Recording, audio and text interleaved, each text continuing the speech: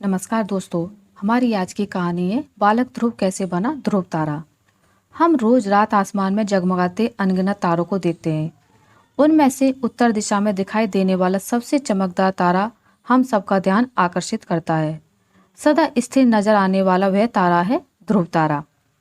ब्रह्मा जी के मानस पुत्र स्वयंभू मनु के दो पुत्र थे, प्रियवद और उत्तानपाद। राजा उत्तानपाद ने दो विवाह किए। उनकी पहली पत्नी का नाम सुनीति था और दूसरी का नाम सुरुचि। दोनों रानियों से उन्हें पुत्र रत्न की प्राप्ति हुई। सुनीति के पुत्र का नाम ध्रुव रखा गया और सुरुचि के पुत्र का नाम उत्तम। उत्तानपाद दोनों राजकुमारों के प्रति समान प्रेम भाव रखते थे। रानी सुनीति भी अपने पुत्र ध्रुव की तरह उत्तम को भी अपना ही पुत्र मान स्नेह किया करती थी, किंतु सुरुचि के मन में सुनीति और ध्रुव के प्रति ईर्ष्या भाव था। एक दिन उत्तम अपने पिता की गोद में बैठा खेल रहा था। उत्तानपाद उसे प्रेम से सहला रहे थे। तब ध्रुव वहां पहुंचा तो उसका मन भी पिता की गोद में बैठने के लिए मचल उठा। वह भी जाकर अपने पिता की गोद में बैठ गया। उसी समय रानी सुरुचि वहां पहुंच गई। उसने जब ध्रुव को अपने पिता उत्तानपाद की गोद में बैठा देखा तो चिढ़ गई और खींचकर ध्रुव को गोद से उतार दिया। फिर अपने कटु वचन से ध्रुव को आहत करते हुए बोली, अपने पिता की गोद और इस राज्य के सिंहासन पर बैठने का अधिकार केवल मेरे पुत्र उत्तम का है। सुरुचि के कटु वचन सुनकर ध्रुव का बालमन दुखी हो गया। वह दौड़कर अपनी माता सुनीति के पास गया और रोते हुए सारी बात बता दी। सुनीति उसे समझाते हुए बोली, पुत्र दुखी मत हो, ना ही उस मनुष्य के अमंगल की कामना करो जिसने तुम्हें अपमानित किया है। अपने कर्मों का फल मनुष्य को भोगना ही पड़ता है। तुम अपना दुख दूर करने के लिए भगवान विष्णु की आराधना करो। उनकी कृपा से ही तुम्हारे पितामह को मोक्ष की प्राप्ति हुई थी। वे दुख हरता हैं, अब वे ही तुम्हारा दुख दूर करेंगे। माता की बात से बालक ध्रुव के कोमल मन में भगवान विष्णु के प्रति भक्तिभाव जागृत हो गया। तत्काल गृह त्याग कर वह वन की ओर प्रस्थान कर गया। मार्ग में उसे देवर्षि नारद मिले। उन्होंने ध्रुव को भगवान विष्णु की आराधना की विधि से अवगत करवाया।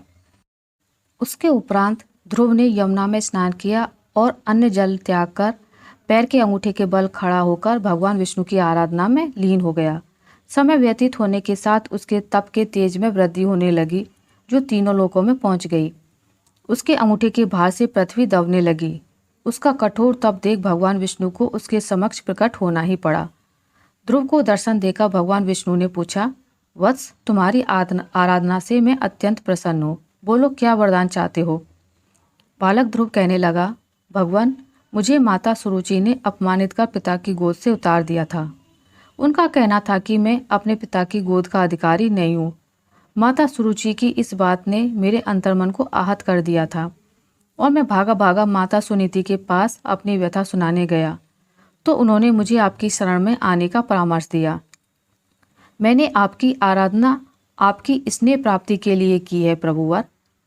आप जगत के तारणहार हैं। आपकी दृष्टि में सृष्टि के समस्त प्राणी समान हैं। पिता की गोद से उतारे जाने के बाद मैंने प्रण लिया था कि अब मैं केवल आपकी ही गोद में बैठूंगा। कृपा कर मुझे अपनी गोद में वह स्थान दे दीजिए जहाँ से मुझे कोई उतार ना सके। भाव विभोर होकर बालक ध्रुव बोला। ध्रुव की अभिलाषा जानकर भगवान विष्णु बोले, वत्स तुम्हारा निस्वार्थ भक्तिभाव देख मैं तुम्हें अपनी गोद में स्थान देता हूँ। यह ब्रह्मांड मेरा अंश है और आकाश मेरी गोद है। तुम मेरी गोद आकाश में ध्रुव तारे के रूप में स्थापित होगे। तुम्हारे प्रकाश से पूरा ब्रह्मांड जगमगाएगा। तुम्हारा स्थान सप्त ऋषियों से भी ऊपर होगा। वे तुम्हारी परिक्रमा करेंगे। जब तक ब्रह्मांड है तुम्हारा स्थान निश्चित है। तुम्हारे स्थान से तुम्हें कोई डिगा नहीं पाएगा, किंतु वर्तमान में तुम्हें अपना राज्य संभालना है, इसलिए तुम घर लौट जाओ।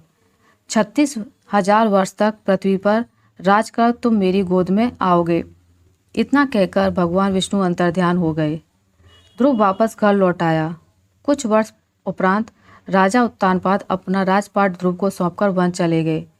भगवान विष्णु के वरदान अनुसार पृथ्वी पर 36,000 वर्ष तक धर्मपूर्वक राज करने के उपरांत ध्रुव आकाश में ध्रुव तारा बनकर सदा के लिए अमर हो गया।